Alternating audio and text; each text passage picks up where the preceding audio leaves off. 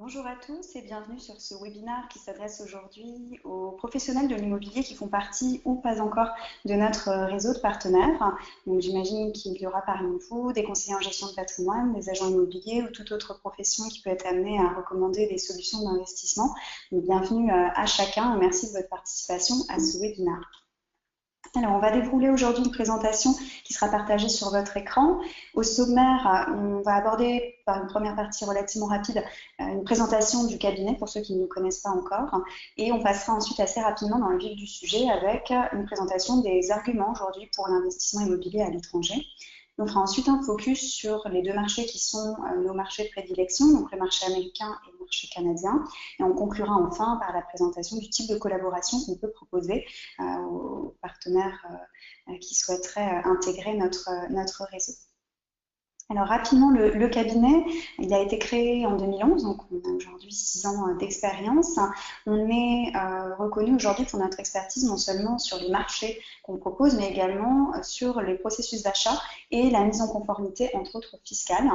La gamme de produits est relativement variée aujourd'hui, puisqu'on est capable de proposer non seulement de l'investissement locatif, qui est quand même aujourd'hui notre cœur de métier, mais également de la résidence secondaire, et enfin du co-investissement. Pour les projets à plus grande échelle, on est capable également de structurer ce type de projet. Quelques chiffres, on est aujourd'hui sur un peu plus de 300 transactions réalisées avec des investisseurs français. Nous sommes établis sur 12 villes entre les USA et le Canada et nous avons 3 bureaux, donc un bureau principal qui est le bureau de Paris d'où je vous parle aujourd'hui, mais également un bureau à Miami et un bureau à New York. Notre philosophie, c'est de placer autant nos clients que nos partenaires dans une relation de confiance avec nous. Notre objectif est d'accompagner nos partenaires et nos clients le plus loin possible avec, pourquoi pas, la constitution de portefeuilles. C'est vraiment le genre de projet qu'on ambitionne de mener avec l'ensemble de nos clients. Évidemment, on fait au mieux pour accompagner la réussite des investissements, les rendre le plus performants possible. Donc ça passe par le travail de sélection et aussi par le travail de suivi, et évidemment on ambitionne de rester à vos côtés et aux côtés du client le plus longtemps possible. Le catalogue Altitude Realty, on est aujourd'hui sur un catalogue relativement large qui permet de présenter à notre clientèle non seulement deux zones, encore une fois donc les USA et le Canada, mais aussi une grande typologie de produits avec à la fois des maisons individuelles, mais aussi des appartements, de l'ancien, du neuf, de l'immeuble complet, du produit entrée de gamme comme du produit très haut de gamme. On essaie vraiment d'avoir le maximum de solutions possibles pour vos clients. Notre accompagnement est vraiment une des choses qu'on met en avant, c'est ce qui nous différencie aujourd'hui sur ce marché, puisqu'on est non seulement votre accompagnant sur la recherche de produits, mais également, et c'est vraiment ça la différence sur ce marché, à vos côtés pour tout ce qui est investissement dans la durée, donc la partie légale, la partie assurance, la partie diagnostic, la partie comptabilité. Le but est de ne laisser le client à aucun moment seul face à une problématique, mais d'avoir une solution pour lui à chaque pas. Donc cette structuration, elle repose sur un grand nombre de partenariats sur chacune des zones que nous couvrons. Nous avons été sur place pour mettre en place des partenariats avec un avocat pour la partie légale, un assureur pour les assurances propriétaires, un courtier pour le change des euros en dollars américains ou canadiens. Le but étant donc de donner accès à vos clients aux meilleurs professionnels dans chacun de ces corps de métier pour assurer la réussite de leur investissement. Donc on va commencer le sujet vraiment de ce jour avec une présentation générale des raisons pour lesquelles on considère aujourd'hui l'investissement à l'étranger comme une véritable solution patrimoniale. Donc on démarre par un constat qui est que l'environnement est quand même relativement difficile en France aujourd'hui. On a un marché immobilier qui est en haut de cycle, des encadrements de loyers qui peuvent être pénalisants, une fiscalité relativement élevée, une législation en faveur du locataire et une zone économique qui est quand même relativement fragile en ce moment. L'idée est absolument pas de dire qu'il n'y a pas de bons investissements à faire en France, mais qu'une fois qu'on a une surface financière relativement bien établie en France, il peut faire sens assez rapidement d'aller penser diversification. J'imagine notamment que les conseillers en gestion de patrimoine qui nous écoutent sauront de quoi on parle ici. Se dire, bah tiens, je commence à avoir pas mal de choses en France, il y a des choses qui me frustrent dans l'investissement en France. Si j'allais investir de l'autre côté de l'Atlantique, ça peut faire sens assez rapidement pour les raisons évoquées ci-dessous. À l'étranger, en tout cas au Canada et aux USA, on va venir trouver des marchés immobiliers très performants en termes de chiffres, des économies au-delà de l'immobilier qui sont en croissance, une législation favorable aux propriétaires, une fiscalité attractive, on y reviendra dans une partie un peu plus dédiée, des marchés locatifs très dynamiques. Et en plus, on permettra donc à nos clients d'effectuer une diversification patrimoniale et en devises. Et je fais une petite parenthèse sur ce point-là. On est en plus en ce moment dans une fenêtre de tir où les taux de change sont très attractifs sur les deux pays, puisqu'au Canada, on est aussi entre 1,46 et 1,47 ces dernières semaines. Et aux USA, on flirte avec les 1,20 depuis quelques semaines également. On est aujourd'hui à peu près à 1,18 en fin septembre 2017, ce qui est non négligeable pour un investisseur en euros. Premier focus sur le marché américain, c'est un marché pour lequel on va mettre en avant deux arguments forts qui sont l'attractivité des prix et de forts rendements. Donc on a aujourd'hui une petite courbe qu'on présente pour attester notre propos qui met en exergue la différence d'évolution des prix de l'immobilier sur les quasi 20 dernières années entre le marché parisien et une moyenne sur 10 et 20 villes aux USA. On voit qu'aux USA, on a un marché qui a fait un énorme creux donc, au moment de la crise des subprimes entre 2008 et 2012 et que depuis 2012 seulement, les prix recommencent à remonter. Donc on est encore sur un marché décoté en moyenne de 10% à l'échelle nationale, ce qui permet aux clients qui se positionnent aujourd'hui d'investir dans un creux et potentiellement de miser sur une revalorisation. Et ce potentiel est quand même relativement bien ancré puisqu'on a une tendance très haussière sur ces dernières années. Ici, quelques villes qui sont citées, qui ont connu des fortes croissances de leur prix immobilier sur ces dernières années. On a par exemple Dallas tout à droite qui a fait plus 6,9 sur le début d'année 2017. Atlanta qui a fait plus 5%. On est quand même sur des tendances relativement intéressantes pour l'investisseur. Exemple produit, on démarre par un exemple locatif qui est, comme je vous le disais, notre cœur de métier aujourd'hui. Donc, c'est une maison qui met à disposition 4 chambres sur une surface globale d'un peu plus de 210 mètres carrés et qui est aujourd'hui proposée à la vente à 180 000 $. Donc, on voit qu'on rencontre bien cet argument d'attractivité des prix qu'on évoquait un petit peu plus tôt. 180 000 $ pour plus de 200 mètres carrés sur une maison avec ce type de prestation, c'est plutôt un prix très attractif. Et on est en plus sur une maison qui va permettre de générer une rentabilité de 6,5% net, c'est-à-dire une fois qu'on aura déduit les frais de gestion, l'assurance annuelle, la taxe foncière, etc. Et on est aujourd'hui là sur une présentation qu'on a souhaité être assez conservatrice. On peut sur certaines villes aller chercher du 9-10% toujours net en étant sur des produits qui présentent également parallèlement une perspective de plus-value, pas du tout petit produit vraiment très risqué, qui n'est pas une gamme qu'on propose. Donc évidemment, en fonction du profil de votre client, on saura ajuster notre recommandation avec des produits plus ou moins adaptés. Exemple de résidence secondaire aux USA, qui donc fait partie également du catalogue qu'on peut mettre à disposition de vos clients. On est amené à accompagner des personnes qui sont à la recherche de résidence secondaire ou principale. On peut également voir cette slide comme une option pour une résidence principale, puisque certaines personnes qui sont dans un projet d'expatriation font également appel à nos services et pourraient faire appel aux vôtres. Donc là, on a un exemple de produit à Miami qui est listé 850 000 $ et qui fait partie des produits qu'on pourra proposer à votre clientèle. Parmi les étapes sur lesquelles nous accompagnons notre client, une des premières étapes qui souvent se pose, c'est est-ce que j'investis en nom propre ou est-ce que j'investis via une société? Donc première chose, notez que c'est quelque chose qu'on fait, comme on peut constituer une société pour nos clients et qu'on peut évidemment leur apporter un conseil sur par rapport à leur situation, est-ce que c'est mieux d'y aller en nom propre, d'y aller via un véhicule. Donc en résumé, ici sur cette slide, on évoque le fait que souvent un investisseur qui va avoir une situation matrimoniale relativement simple et professionnelle relativement simple, on pourra recommander assez aisément un investissement en nom propre. Quelqu'un qui va avoir un profil un peu plus structuré, un petit peu plus sophistiqué, évidemment, on pourra aussi aller chercher la meilleure solution de constitution de société qui permettra d'opter éventuellement pour l'IS si la taille du patrimoine aux États-Unis le justifie. Donc, sans rentrer dans le détail sur cette slide-là, l'idée est de dire que ça fait partie des étapes sur lesquelles on est capable de conseiller vos clients. Le process d'acquisition, c'est évidemment un point clé. Ça fait souvent partie des inquiétudes de se dire je veux investir à l'étranger, certes, mais comment m'y prendre? Est-ce que je ne vais pas me tromper sur les étapes légales qu'il faut remplir? Ça fait partie de notre rôle. On a une équipe suivi des ventes sur le bureau de Paris qui, à temps plein, s'occupe d'accompagner les transactions en cours pour nos clients en prenant notre investisseur par la main à chaque étape sur donc la signature du contrat, la réalisation des diagnostics, l'accompagner dans la relecture des documents pour réaliser l'investissement, donc l'équivalent des actes d'achat, l'enregistrement du titre de propriété auprès de l'État où l'acquisition se fait, et la mise en conformité fiscale. Donc c'est une liste non exhaustive, mais qui regroupe des étapes, pour ainsi dire, principales sur une transaction classique. Elles sont accompagnées par notre service suivi des ventes. La fiscalité franco-américaine, donc c'était important pour nous de passer quand même sur cette étape-là, puisqu'on a bien conscience que c'est souvent une question qui arrive très tôt dans les rendez-vous clients. Les grands principes de la fiscalité franco-américaine sont les suivants. Côté USA, il va y avoir une taxe foncière à payer annuellement entre le comté et la ville. Donc ça fait partie des choses sur lesquelles on aide le client, le paiement de ces taxes.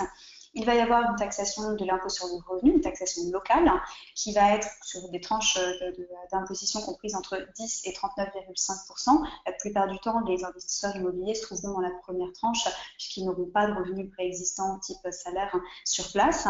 Et en plus d'une tranche marginale relativement favorable, ils vont pouvoir bénéficier d'un grand nombre d'abattements. Donc on n'est pas sur une présentation aujourd'hui dédiée au sujet de la fiscalité, mais c'était important pour nous de mettre en avant que la fiscalité est relativement légère. Pour vous donner un chiffre sur un produit d'appel à 150 000 $ qui générera à peu près 14 000 $ de revenus bruts, on peut facilement s'attendre à ce que l'impôt sur le revenu foncier ne représente qu'à peu près 300 ou 400 $ par an, pour vous donner un ordre d'idée.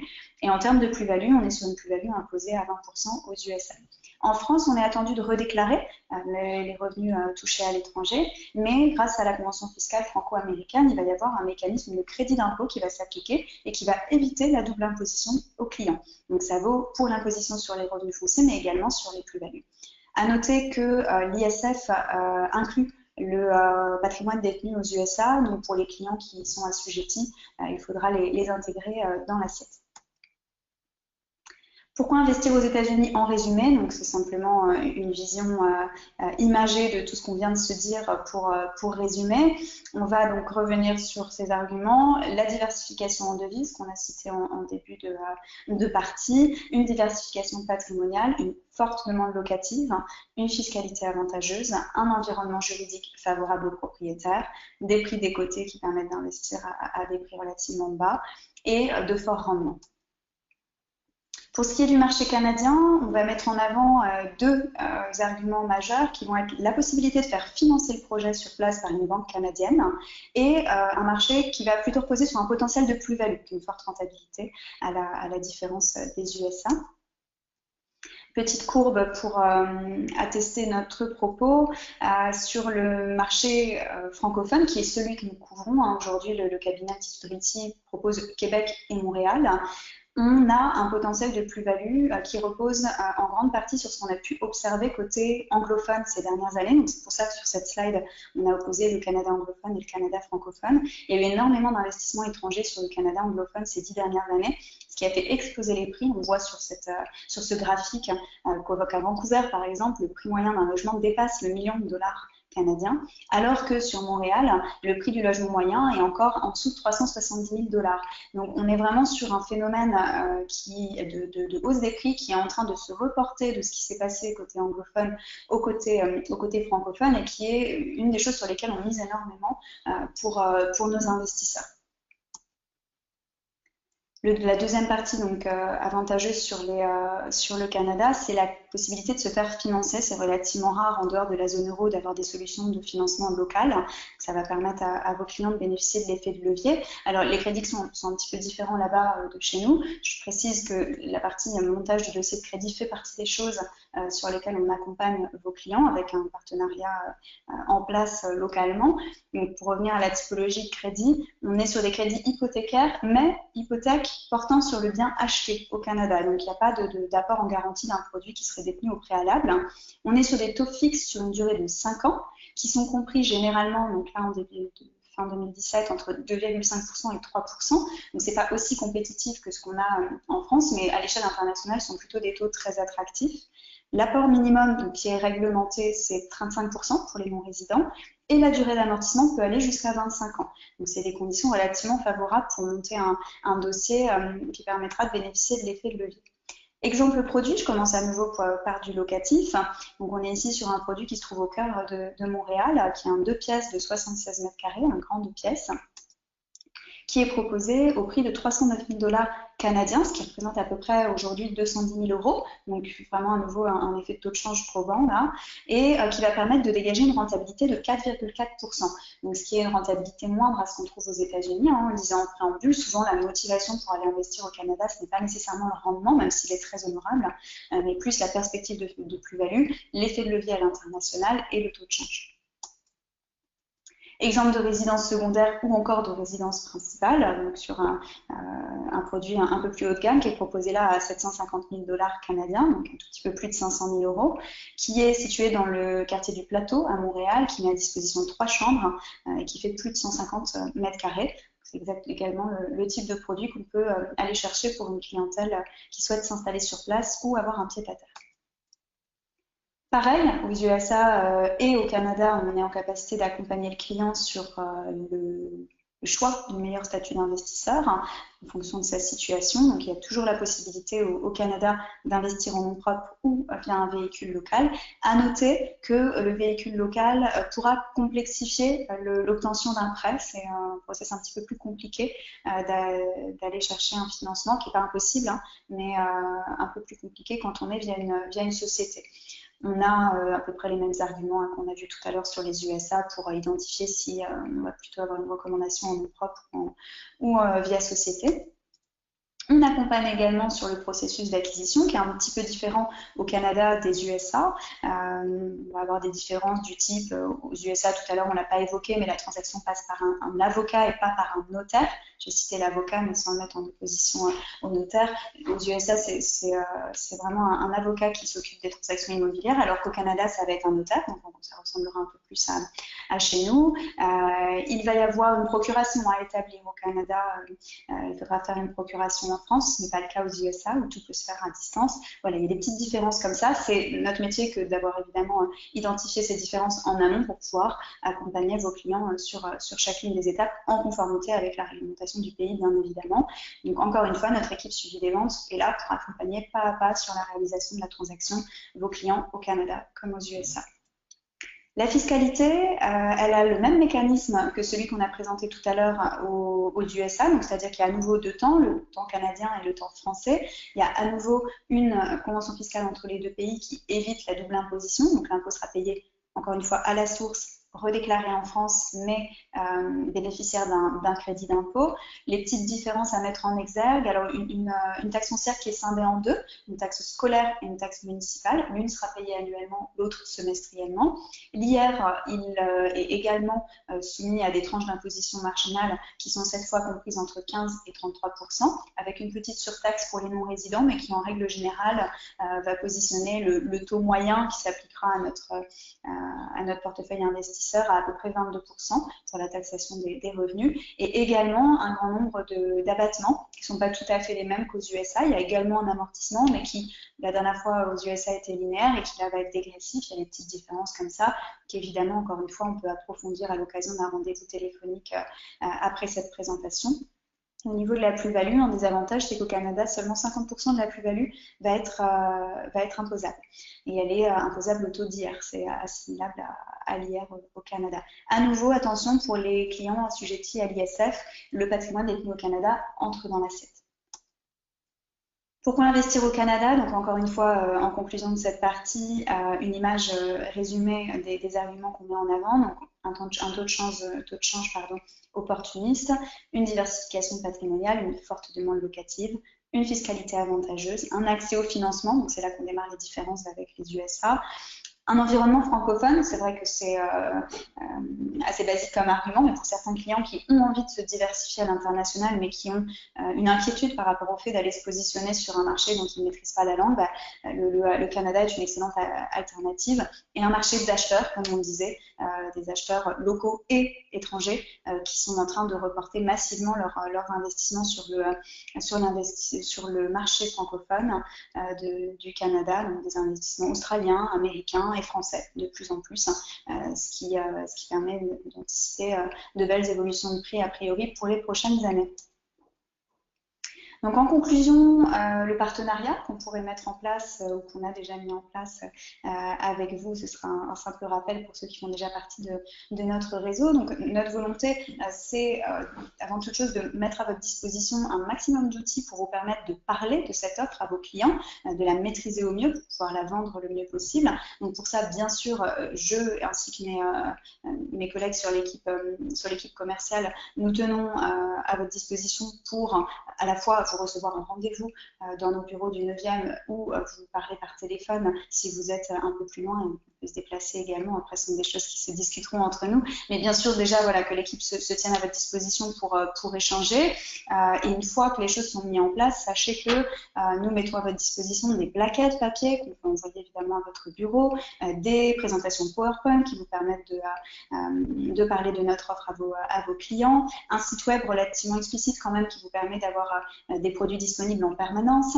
On fait un travail de reporting avec nos partenaires pour qu'ils puissent suivre les investissements de leurs clients. On est vraiment là presque pour vous former, pour ainsi dire, à notre offre pour vous permettre de la commercialiser au mieux.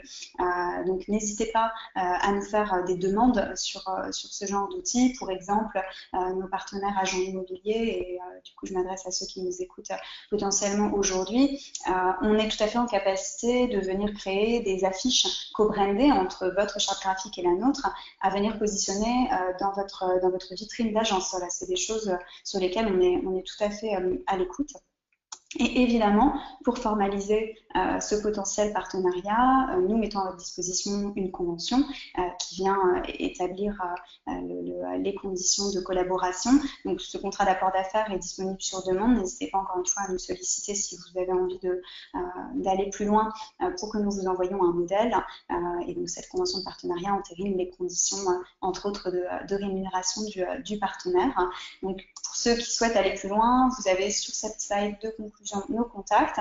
N'hésitez pas à nous appeler si on ne voit pas très bien. Je dis le numéro à l'oral 01 84 16 17 81 ou à nous écrire sur notre boîte contact, contact@altitude-du6 realty realty.com pour échanger du coup avec l'un d'entre nous sur la perspective de mise en place d'un partenariat. Je vous remercie beaucoup de votre attention et j'espère vous avoir en ligne bientôt. Au revoir.